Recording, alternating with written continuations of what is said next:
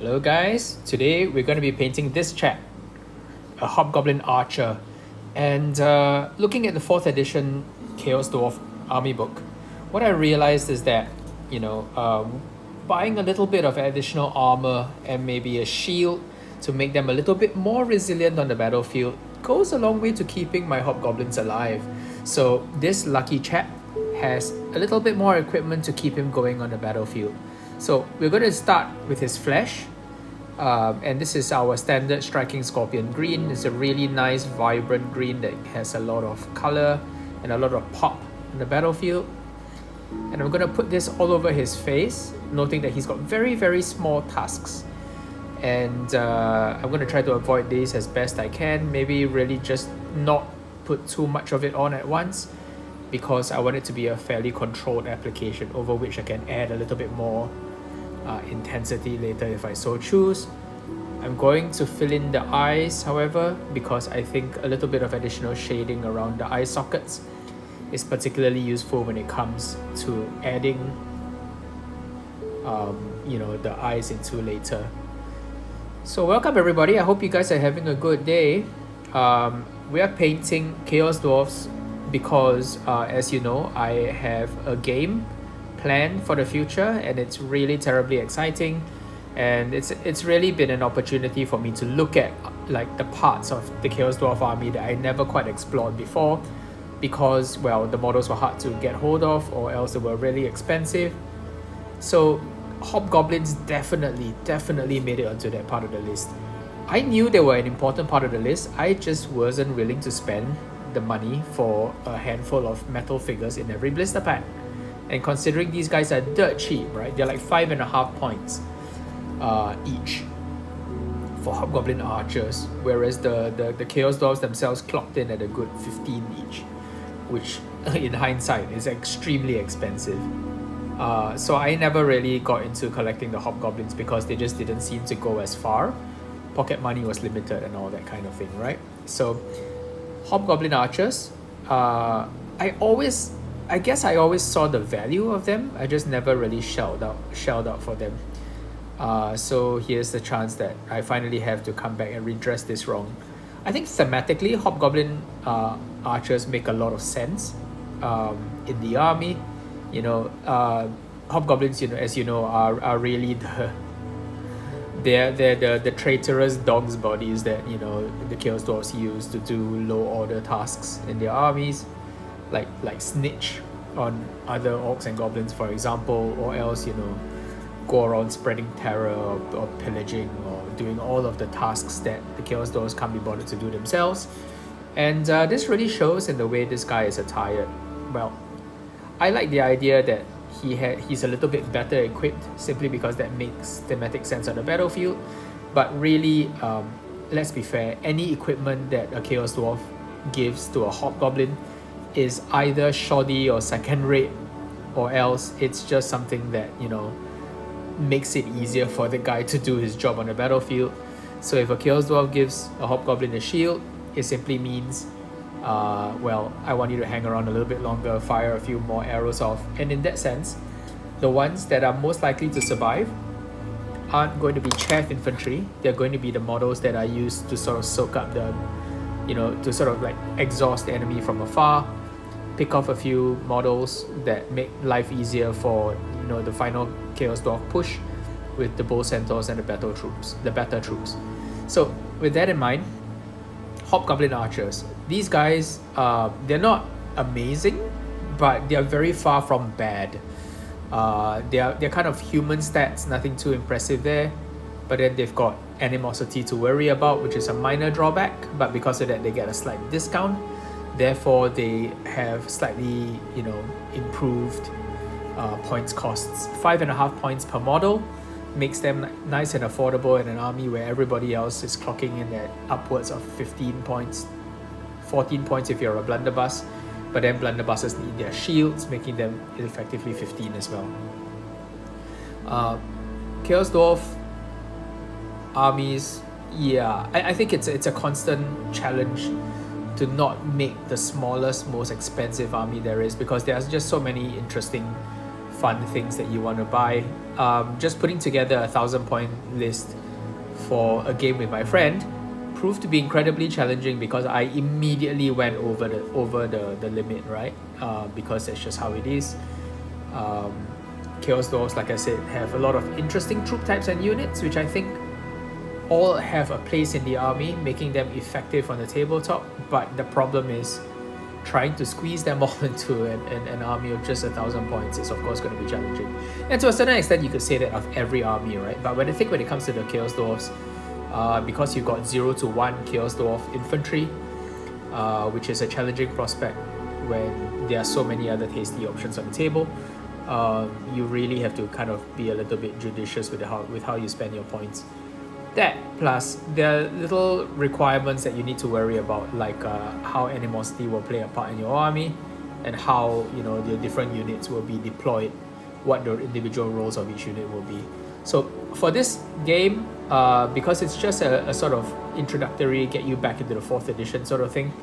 I am 4th or 5th edition actually. We're probably playing 5th edition, but yeah, not much difference between those 2 editions, to be perfectly honest, other than some streamlining of the magic rules. So yeah, I kind of think of the 2 of them as interchangeable. So Hobgoblins, I think these guys have a very simple function, which is to just stand back and soften the enemy up from afar. If they manage to kill anything, that's a bonus. When if things are going bad, then these guys will move forward to sort of let the either relieve a bit of pressure from my melee units, or else sell their lives dearly so that my Chaos Dwarves get to retreat, live to fight another day. Such is the life of a Chaos Dwarf Hobgoblin, unfortunately. But them's the breaks. And I think they enjoy a lot of status, right, among their fellow orcs and goblins and peers and so on, their fellow greenskins. So I guess all's fair in love and war, I guess. Not much love here, mostly just war. So yeah, Hobgoblins are an interesting unit. They have an interesting interaction when it comes to animosity. They happily fight amongst themselves, they'll happily take pot shots at other units. But the one thing they won't do is ever bother any of the Chaos Dwarves alone, because the Chaos Dwarves are their lords and masters.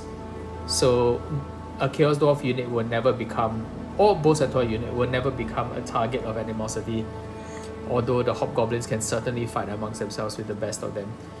What this effectively means is, because for 1,000 points I'm going to have only just a single unit of Hobgoblins, and in fact they're going to be archers, most of the animosity rules aren't going to apply to them, and they're just going to kind of sit back and pepper the enemy from afar as best they can.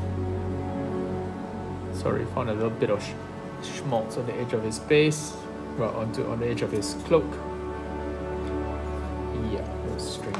Okay, so yeah, I never really got into Hobgoblins like in the past, like I told you, and I think that always made my Chaos Dwarf armies look really small and unwieldy, and now I'm really beginning to see the value of Hobgoblins, either as chaff units to sort of redirect the enemy, or to take charges that I don't want my Chaos Dwarves to have to suffer, or else tire out superior troops, or even just pick off a few of them at range. I think this is a really useful ability that Hobgoblins have, because they get bows, which is wonderful. Lovely 24-inch range rather than the usual short bows that other units get.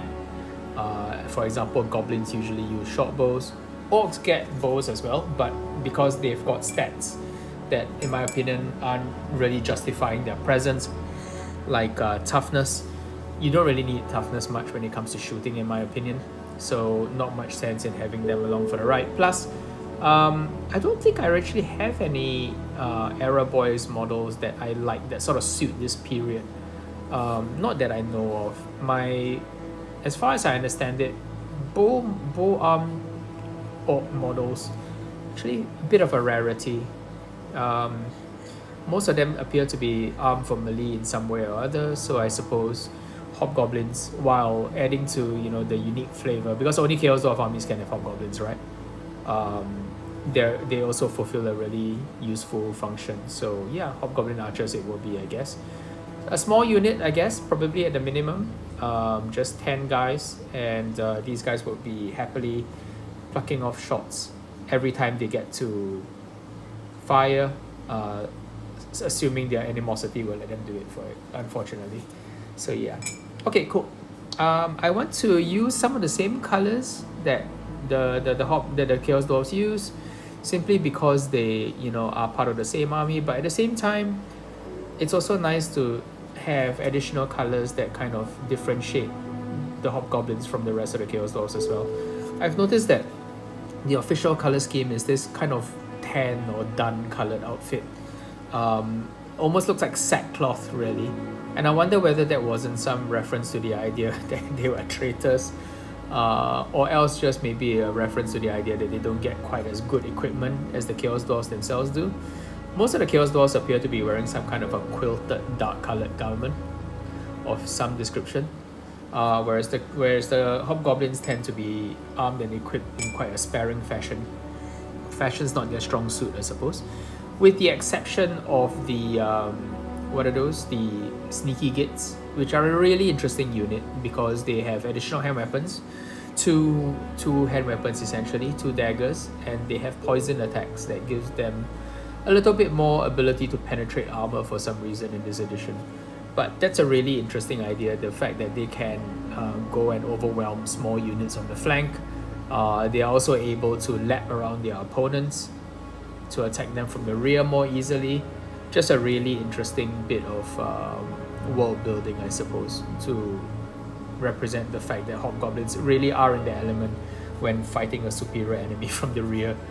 Just really, really cool little bits of storytelling in that sense.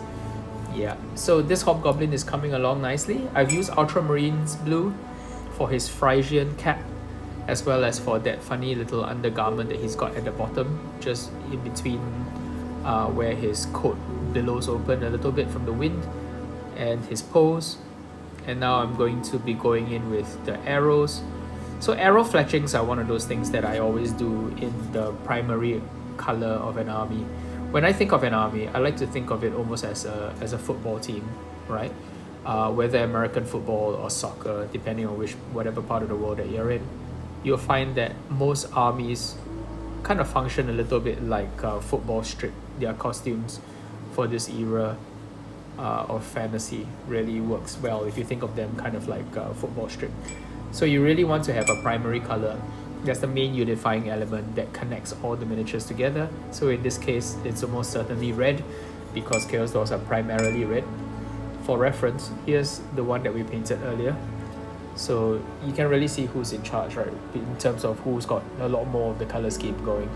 But then you've kind of used the same, and I've kind of used the same elements of color across both miniatures. So red is the primary thing for all the business and parts, whether it's your armor, your shields, or your weapons. And then you've got that blue sort of cloth underneath. Same idea on both the Chaos Dwarves and the Hobgoblins, even though the Chaos Dwarf has a much more refined garment, you know, quilted and patterned. And then you've got essentially this additional material, which is this interesting dun colored kind of canvasy material, which doesn't really occur in the Chaos Dwarf at all. And I think that's kind of, I think that's going to have to be the status color on this model. So any model that has this color is probably going to be of a lower status, because I have started to consider what to do about the kind of orc and goblin slave units that you can bring along as part of a Chaos Dwarf army. Yes, Chaos Dwarfs are bad people, they have slaves, absolutely. That's how you know they're bad. Yeah, so I'm gonna need to find a way to do the orcs and goblins in a more impoverished looking way, and this color might well be that unifying link between the two. Just, you know, as an indicator of status, generally speaking, canvas or dun or sort of unbleached fabric usually does a pretty good job of telling you that somebody's not of the ruling elite here. Even though they do get their underclothing, they're kind of afraid to get it dirty. So maybe it's really important that they're preserving that blue garment under there. Maybe that's how they show other hobgoblins that this is, you know, that they are favored by a Chaos Dwarf master. It's an interesting little bit of storytelling that we might lean into a little bit more. Right now I'm looking at his sleeves. Kind of not sure how to do these actually. I don't want to do them in blue because there's already a lot of blue, plus it kind of conflicts with the story that I just made up. The idea that probably Chaos Dwarfs find these bits of their garment blue maybe is that kind of significant color. Red is really anything that's outwardly useful as a weapon of war, or else a visual tie-in with their Chaos Dwarfs masters. But blue is maybe the color that's a sign of favor. So maybe we'll use that very, very sparingly on these guys because they're not very high in their master's favor, but they do aspire to be. So what I've decided to do right now, just on a whim, is to give that a try using Rattling Grime. Keep the sleeves kind of dirty and kind of worn. Almost like have them as a combination of work clothes, rather than actual quality clothing. Maybe that really gets the idea across. Also, I get to fill in the wells of their sleeves with this so that it helps the actual bit of garment poking out around their wrists to stand out. Yeah, I like that. It darkens the color. I was very worried initially that that this sort of like almost like lab coat that he's got on might be a little bit too bright, but in the original models they really were this bright. They were kind of like sand colored. In fact, I think the color that I'm using now for this outer garment, which is Skeleton Horde, might be a little bit darker, so I want to go in and lighten it further, because the original models really did have the look of almost like lab clothing. Not in a bad way, of course. I actually really like the way that looked, and it kind of had that a very unique feel, because I can't think of any other army that really utilized this particular combination of colors with the garish green flesh, the lab coat looking outfit, as well as pops of color in terms of red and yellow, red and blue, sorry, all over the model. Bit of yellow, I suppose, on the back, which I think we will come in and emphasize a little bit more now. We want to keep the top parts lighter yellow, and we want to darken the center here to give it that almost like soft, melty, cheesy look, which a lot of like heavy metal paint jobs, when it came to painting yellow, were really, really good at. I mean, absolutely perfect for me was the yellow of like most of the Space Wolves. Space Wolf shoulder pads were often a really melty cheese colored shade. Looked really tasty. Or maybe I was just, constantly hungry back then. Okay, so I have little bits of detail like his quiver. I might lean into that a little bit more, a bit with the Rattling Grime, because I think that pouch has to be a bright color. It has to be maybe even blue, because that might be a sign of a hobgoblin having been paid for his services. Maybe it's important. Maybe it's more than just a little practical pouch. Maybe it's an indication that a Chaos Dwarf has successfully paid him for a job, and therefore it's a piece of pride for him. So perhaps let's do that. Yeah. I love the idea of the psychology of Chaos of Hobgoblins in the employ of the Chaos Dwarves, because they're such. I mean, they're a caricature. Let's start with that. They're obviously a little bit sillier than your average Orc and Goblin kind of unit, and their reputation for being absolute, mercenaries, unpleasant creatures, creatures of ill repute, as you would call them. I think it's really interesting because they're, in a Warhammer world full of, disreputable creatures, things that you would never trust. Like, you would never trust a goblin or an orc, frankly. Maybe you would trust an orc slightly more, simply because they are a little bit more straightforward and not so conniving. But yeah, you wouldn't trust a goblin, but you doubly wouldn't trust a hobgoblin, because hobgoblins are the ones that give the others a bad name for being untrustworthy, right? Hobgoblins are the worst of the worst when it comes to their society's tendency to backstab each other. Even more so than the Skaven almost. It's to the point where biologically hobgoblins have a hardened hump of flesh on their upper back, which is just designed to help them survive being stabbed by their peers. In other words, getting stabbed by other hobgoblins is so commonplace in their society that they've actually evolved something to help them survive that very eventuality. And that's kind of funny, right? Like that's like next level. That's form following function on an evolutionary level. And I really like that story quite a bit. Yeah, it also goes to show that your average hobgoblin lives in a constant state of stress, which kind of explains why they've got these like this terrible hunched up posture. All of these are really nice little elements of they're certainly comical, but they really do flesh out the general demeanor and personality of the species and make them visibly different from their peers. Another rule that I'm going to be sticking to when painting hobgoblins is they're not going to get any gold ever unless they're a hero, right?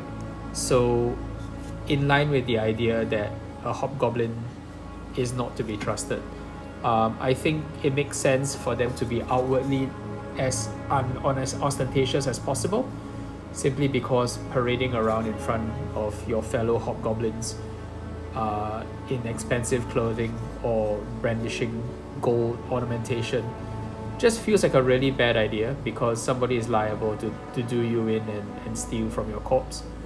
I think with the exception of heroes who are particularly well regarded, I suppose, in the great, what I like to call the great pyramid scheme that is Chaos Dwarf society, the ones that rise to the top, who enjoy the patronage of a particularly important Chaos Dwarf, I think those are the ones that I would like to earmark as special when it comes to the use of gold. And on the flip side, like Chaos Dwarfs themselves are absolutely brimming with gold, right? They've got so much ornamentation that kind of thing is maybe a little bit more of an expected thing. Even the poorest Chaos Dwarf will have lots of gold ornamentation on his equipment, because that's just the way Chaos Dwarfs make it for their fellow Chaos Dwarfs.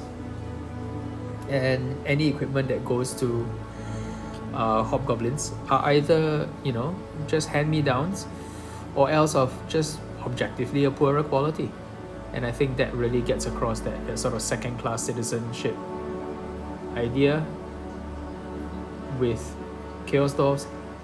Kind of brings out the idea that Chaos Dwarfs themselves are very committed to the survival of their kin. Yes, they would happily discard a hobgoblin if it was necessary, but while they remain useful, I think Chaos Dwarfs would totally look out for their underlings until such time that they can give themselves away to the enemy usefully. I think that's just a very appropriate way of expressing the kind of contractual kind of relationship.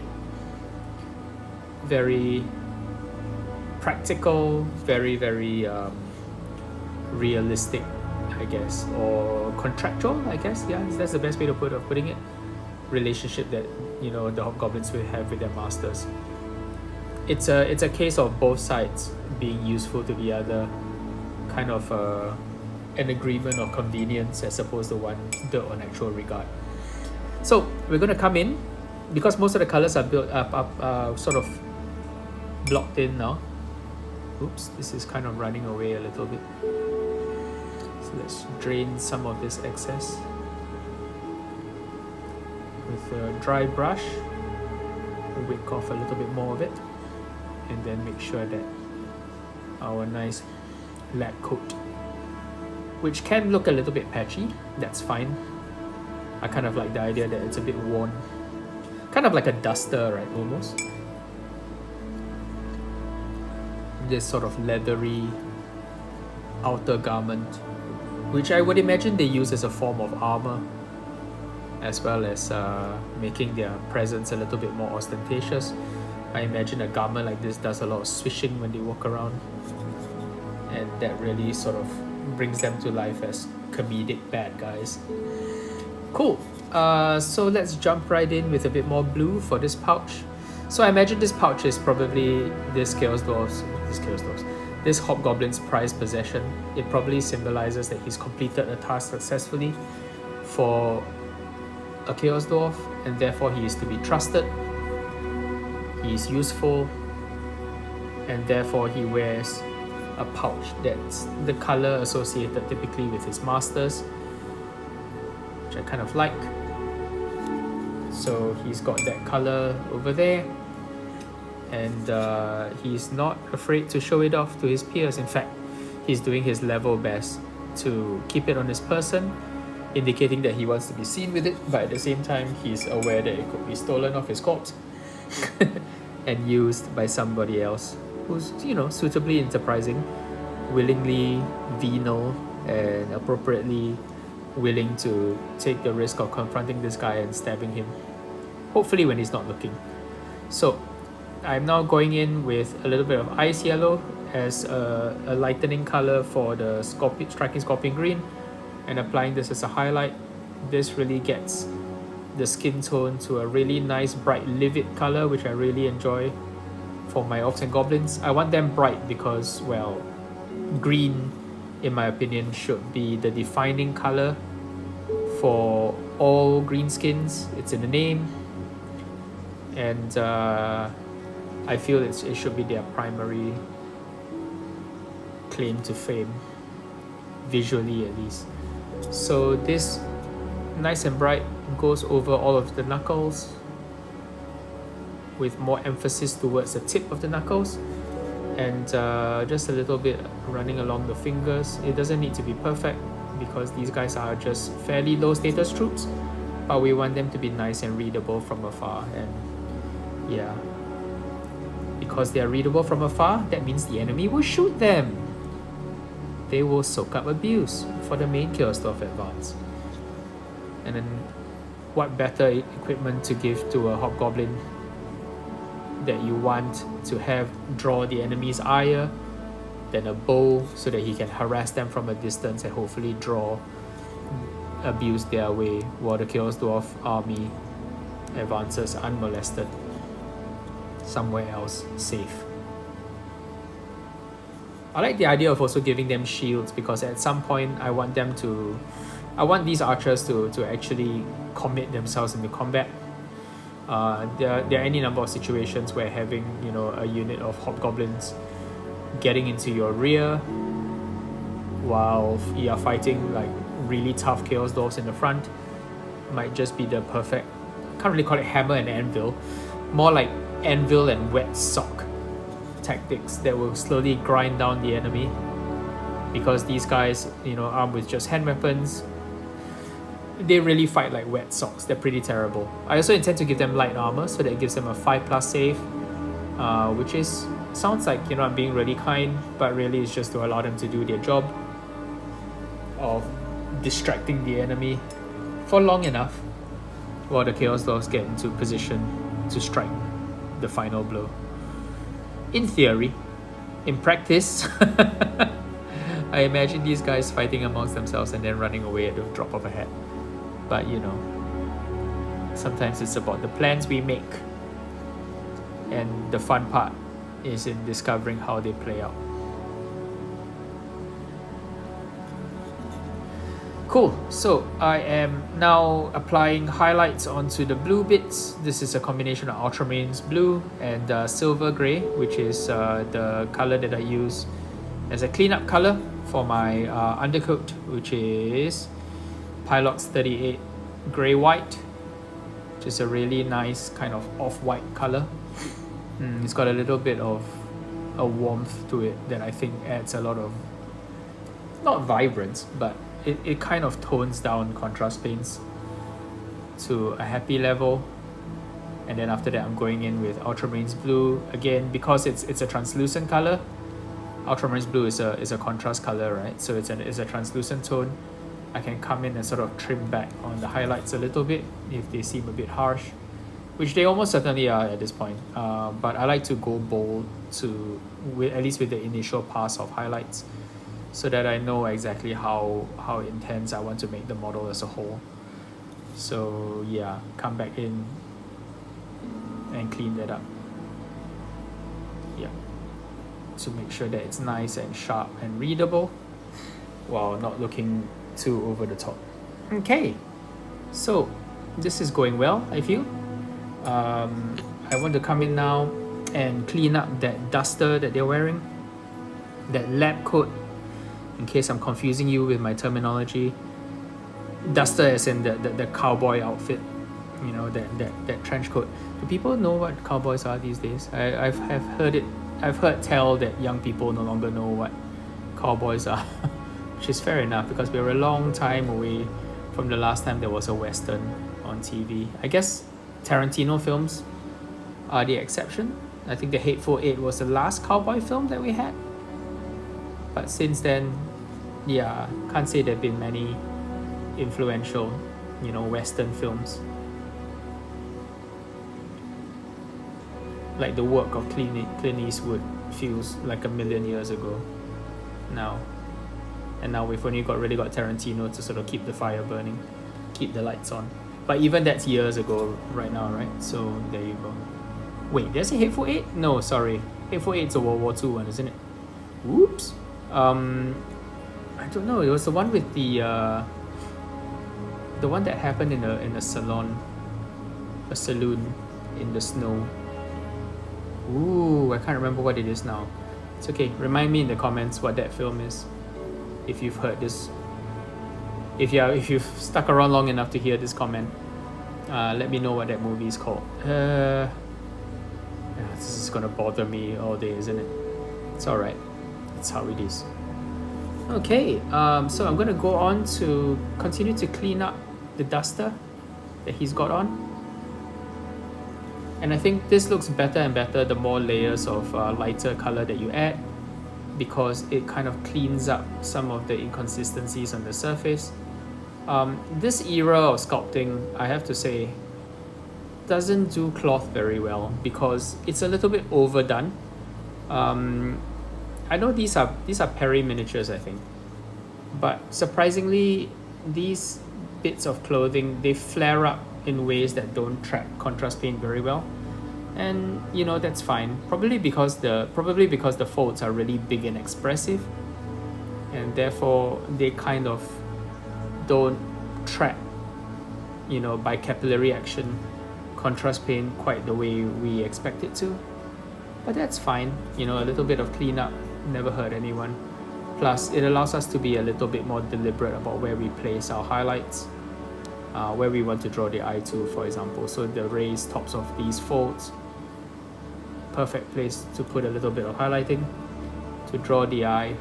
It's an interesting crinkly sort of material, like a lot of swish.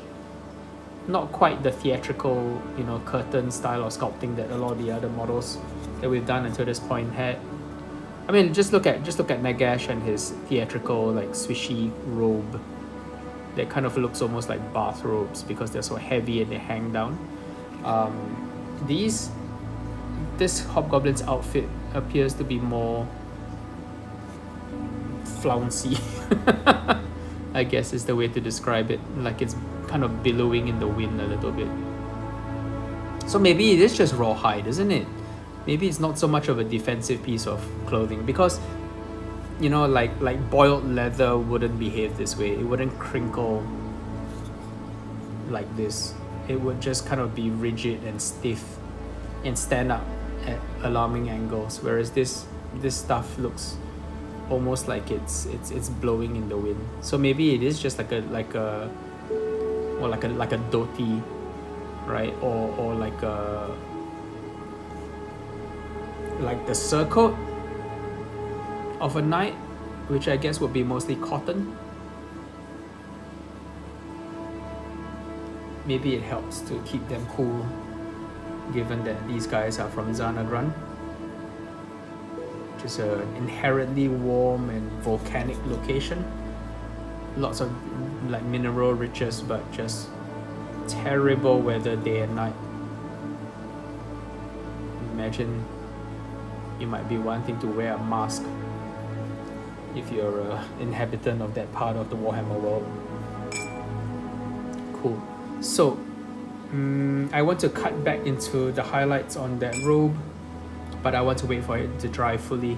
So let's move on to something else. A little bit of cleanup work along his hand. So the nice thing about red and green is that actually, even though visually they could not be more different to our eyes, contrast paint applied over green gives us a deeper version, like red contrast paint applied over green gives us a deeper version of red. It's really quite interesting how that works. So if you find that you've actually managed to get some green, like in this case I managed to get some green onto his bow, what I do is to just give it a coat of red over it, just sort of steamroller that touch up into submission, and it actually looks just fine. Okay, so make sure this yellow comes out correctly, because it looks like a bit of the silver has run slightly. If need be, we'll take a hairdryer break to make sure this is fully dried before we move on to the next step, which is to wash the trim of the weapons, of the shield rather. Yeah, so probably a little bit more effort and one more highlight to go onto the flesh, and we'll keep this to the very extremity, so like the bridge of his nose, tip of the nose, sort of the very long flanges of his nose, his nostrils, cheekbones, lower lip, knuckles on the back of the hand, fingertips where he's drawn the string back, top of the ear, and then sort of the knuckles on the thumb, and then the knuckles on the reverse, the back of his hand, and then just almost like a line going down the fingertips, on the knuckles on the back of the hand, and then a little bit more. That leg is a bit of a mess. I think I might need to come in to clean that up a little bit, to try to figure out what's going on. It might just be a case of my having gotten a little bit of sand on the foot, unfortunately. So a bit of a cleanup with a knife. I think that's looking better. Sometimes these things happen. It's okay, not a big deal. You get to see everything, which is great, because you know sometimes mistakes happen, and then a little bit of cleanup is required, but that's just how it is. So these days, if I want to clean up a mistake, I try to go in with just the lightest color, which in this case was our highlight tone, and then you cut back into it with contrast paint, and that really, because of its translucency, makes it a little more of a natural blend with the original color, and that looks pretty okay. Less likely to create a jarring difference when you come in to clean it up. So that requires a little bit more in my opinion, but maybe we'll come back to it in a bit. Yeah. Okay, cool. So I'm going to jump in with a little bit of orange on his bow.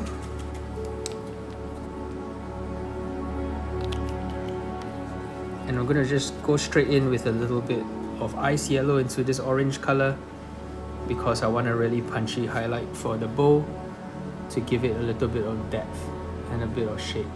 Now these bows have this really interesting squiggle at the end. Not sure what those are supposed to be, but I like the idea that, you know, they've got a little bit of a recurve look, makes them look almost Mongol.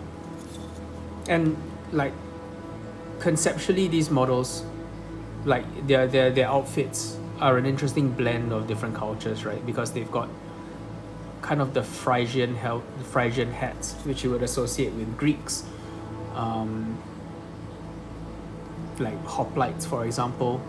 But maybe these hats are of an earlier lineage because they tie back to the Babylonian kind of look, perhaps, or even the Sumerian style. So overall, there is something about the Chaos Dwarf, styling and look that kind of harkens back to an earlier time in our own earthly history. And I really like that fact because it is just a look that, we don't see very often.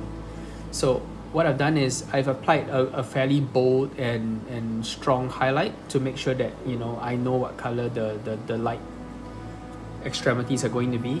And then you cut back into it with contrast paint in order to have it blend in. And of course, like I mentioned, that translucency does a really good job of bringing that color back into the fore and making it look appealing. So I'm going to jump in onto his axe with more of this red. I had considered that, I wanted to do them in blue, but then I think there's a sizable amount of blue already looking quite visible in this miniature. Plus we had set the rule previously that implements of war like spear shafts, like arrow fletching and so on, should be red. It should be a practical color. Blue is really something that we might associate more with the favor of the Chaos Dwarfs on these guys. So by that internal rule, which I'm very sure we're going to break at some point, don't worry about it, it's just a guideline at this stage, really sets us up for an understanding of how colors work on these models. Because I really like the idea that, in future at some point I can do a hero's weapon with a blue haft, and that would be a way of indicating that, this hobgoblin has earned the favor with a particularly memorable deed, maybe from one of his masters. Another thing that I'm considering doing, probably not. I was gonna consider rather shading the silver areas instead of using Nuln Oil like I usually do, which is kind of a neutral gray. I considered washing it with Devlin Mud, which is closer to a brown. That's basically Aggaros Earth shade these days, but I think that might conflict with the colors on his sleeves, so perhaps not the best choice. I am going to try to jump in and do his tusk. Is one visible tusk on this side. Yeah, the other one's not really visible, so this is fine. The more I paint highlights onto this duster that he's got on, the more I want to refine it, because I think it's really defining the overall look of the model. I think it's looking better and better the more I refine this. So yeah, I think that looks real good. It's such an interesting color, right? It's almost Jedi-like. So I imagine is that rough spun, maybe wool? Certainly not cotton, right? Because Chaos Dwarfs ain't growing anything. So probably wool, or maybe uncured leather. Man, that would stink. Ew. Blonde leather, which is very lightly tanned. Ew, that would be disgusting. Yeah. Okay, so I'm a bit unsure of what to do about the edge of this.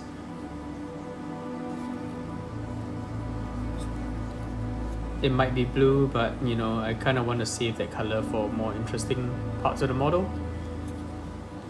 It's not a particularly important part of the miniature, so I think I'll just jump in with maybe some Gore-Grunter fur.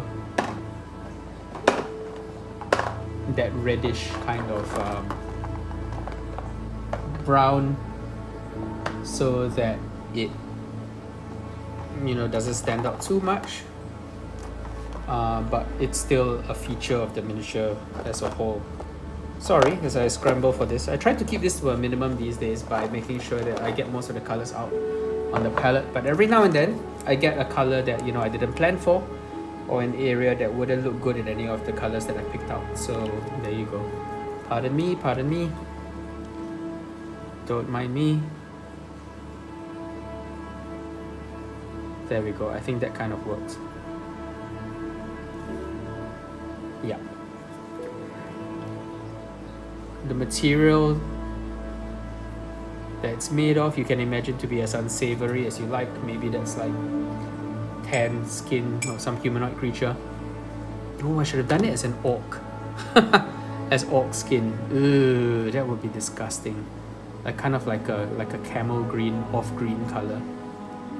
But I suspect that would clash with the green of his skin.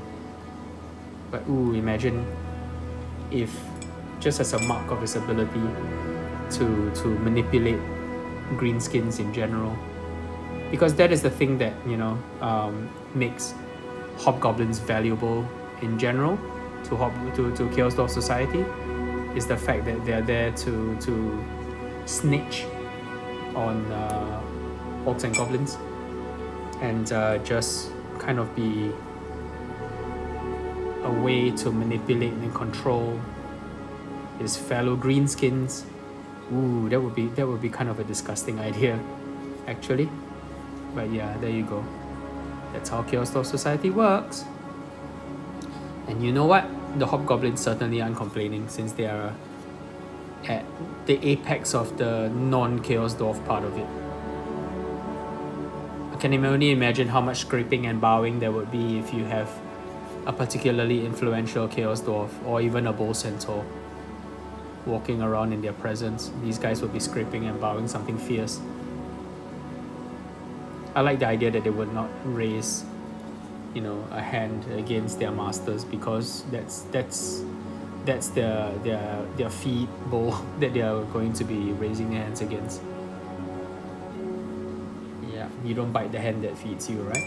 I guess hobgoblins do understand that. Even hobgoblins do understand that.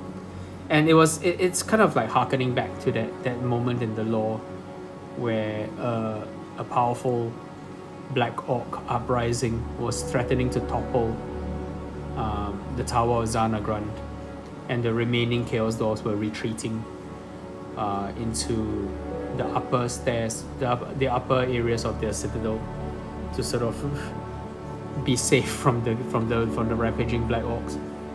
Just the idea that it was the hobgoblins that backstabbed their fellow greenskins and allowed the Chaos Dwarfs to retain control of their capital.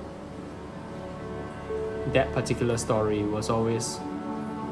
It's such an interesting story that, it kind of ties the whole presence and, the whole general demeanor of hobgoblins into the story.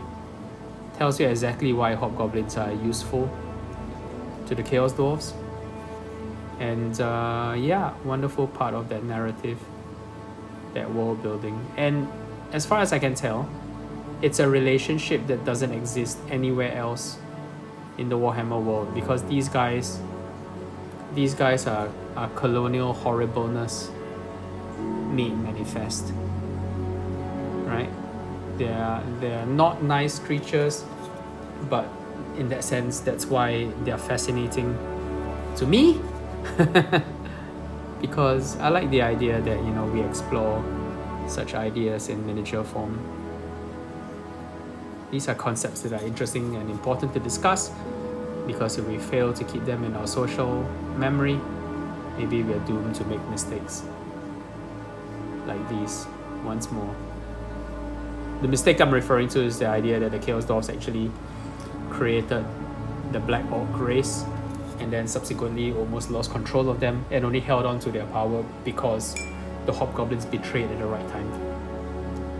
Such a cool story, and one that captured the imagination of a very young Kenneth at the time.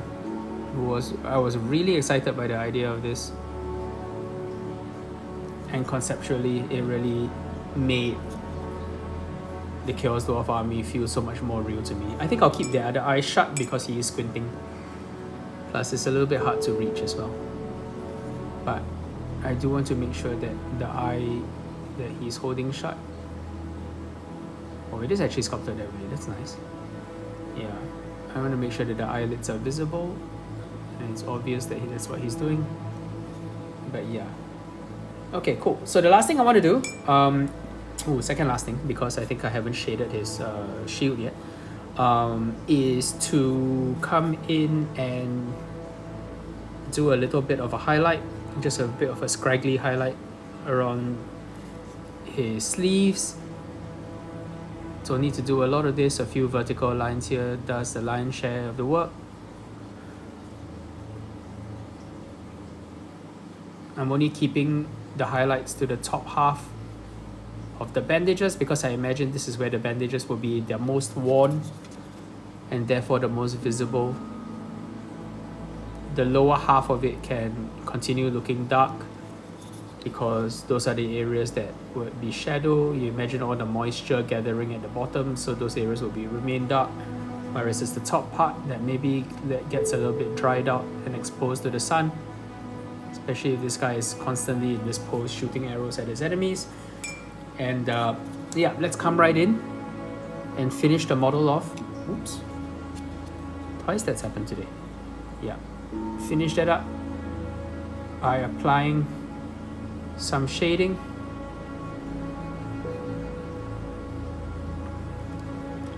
To this shield border.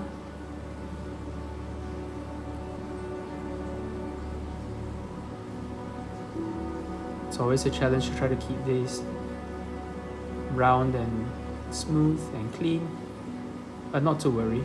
If there is a problem, we can always come back and touch it up with a little bit of ice yellow, which is the perfect color to add a highlight in. When you plan your color schemes, I think when I plan my color schemes, what I try to do is I try to make sure that if it's an area that I'm likely to mess up through subsequent layers of paint, I try to make it so that I'm going to come back through with a highlight anyway, and that highlight is going to be perfectly placed for me to clean up any mistakes that I have made, you know, just application mistakes on the previous layer. So that way I have a very natural way of following through on the highlight. So let's drop some of that here, clean up that silver a little bit, that little edging error that I made previously, and build up a little bit of shadow on the lower half. Again, I like the idea that Chaos Dwarf equipment looks kind of sooty and well used. It really ties back into the idea that these are dwarves still, that they respect hard graft, hard work, and, you know, they don't shy away from it. I like that idea very much. And then where I kind of got the edge a little bit dirty, I'm going to tidy that up with a bit of ice yellow right where the highlight, which is right where a highlight will be, therefore saving me a step. So that's what I mean by planning your painting steps to, I guess, save a little bit of effort. Instead of painting that yellow again and then coming over it with the highlight, you can jump straight to the highlight stage, saving a step cleaning that up, because that's Chaos Dwarf efficiency. So a bit of silver to trace the rim, and again this is mostly going to be on the top, but just a little bit of the edging on the bottom. And there we go. I think we are happy with this Chaos Dwarf. I used the Royal We just now because I am a Chaos Dwarf in this situation, and this Hobgoblin's ready to give his life in service for his better, said Zanagran. A little bit more red, because I realized I missed that top bit, and I want to intensify a bit of the shading, but we are very close to calling this guy done for now. And an entire unit of this guy, or these guys, will be pretty resplendent and pretty useful to their Chaos Dwarf Masters. Alright, thank you for watching, and I hope you've enjoyed this process. Chaos Dwarves are my favorite army, as I've mentioned in the past, and Hobgoblins are just a part of the army that I never really got to explore when I was younger, and now I'm making up for lost time because these guys, as you can see, are full of personality. They're kind of great. They're not amazing troops, but then again, they don't have to be. They just need to be good enough to tie down the enemy for long enough while the Chaos Dwarves swoop into position. So yeah, have a great one, guys. Cheers, take care, and happy painting. Bye-bye.